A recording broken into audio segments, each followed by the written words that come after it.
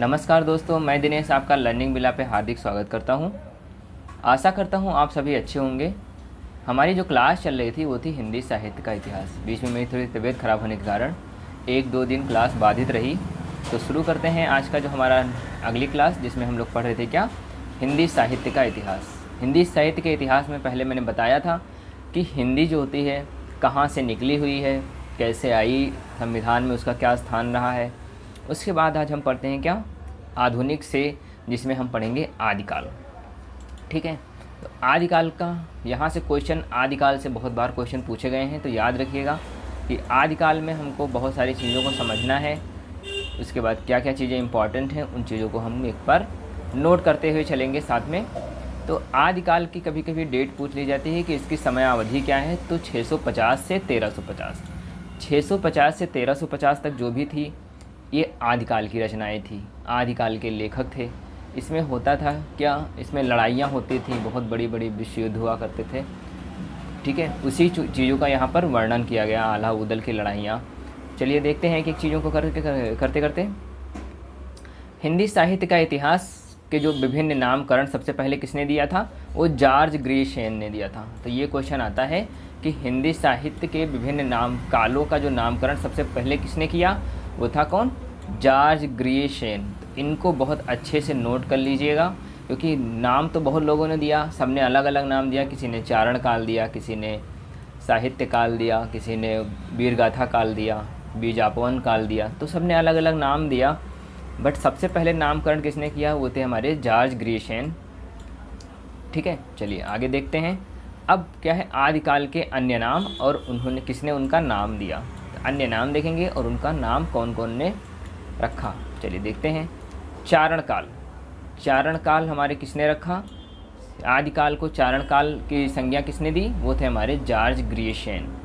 George ग्रीशेन जी ने आदिकाल को चारण काल के नाम से जाना। इसी तरीके से जब प्रारंभिक काल की बात आती है तो मिश्र बंधु ने क्या दिया, आदिकाल को कौन सी संज्ञा दी, वो दिया प्रारंभिक काल।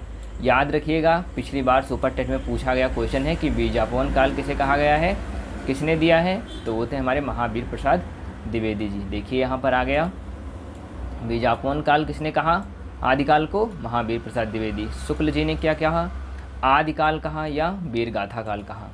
क्लियर, वीरों की गाथा लिखी जाती थी, इसलिए इसका नाम क्या दे दिया इन्होंने, वीरगाथा काल। इसी तरीके से आगे जब हम बढ़ते हैं तो सिद्ध सामंत काल आता है, जिसको किसने दिया, राहुल सांकृत्यायन जी ने दिया।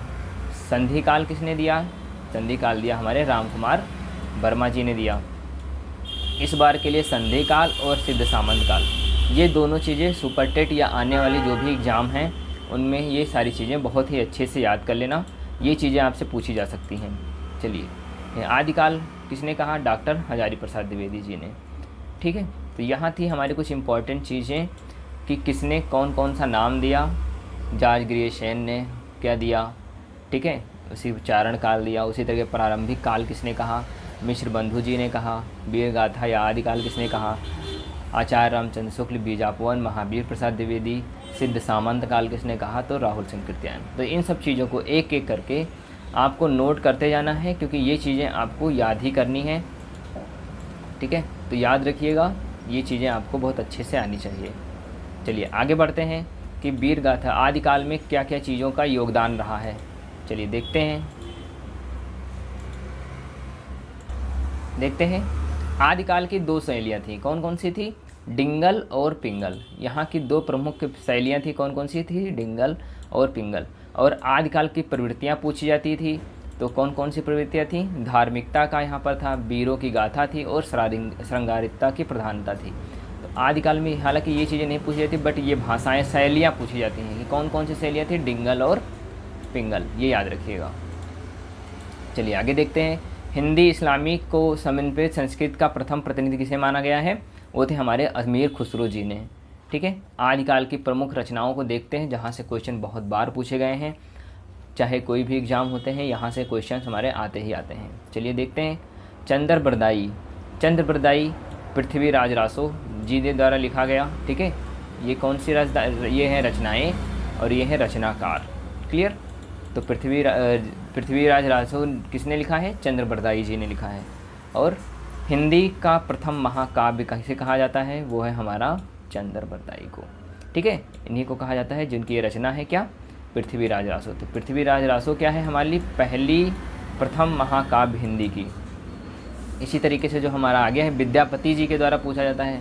अभी हाल ही में क्वेश्चन पूछा गया था इस कीर्तपता और पताका और कीर्तिलता से क्वेश्चन आया था। पदावली, तो जो पदावली है ये मैथिली भाषा में लिखी गई है, और जो हमारा कीर्तिलता और कीर्तपताका किस भाषा में लिखी गई? अवहट भाषा में लिखा गया है। यहाँ मिटा हुआ है तो ये क्या है? अवहट भाषा। मैंने बताया था कैसे कैसे भाषाएँ निकला हुआ है।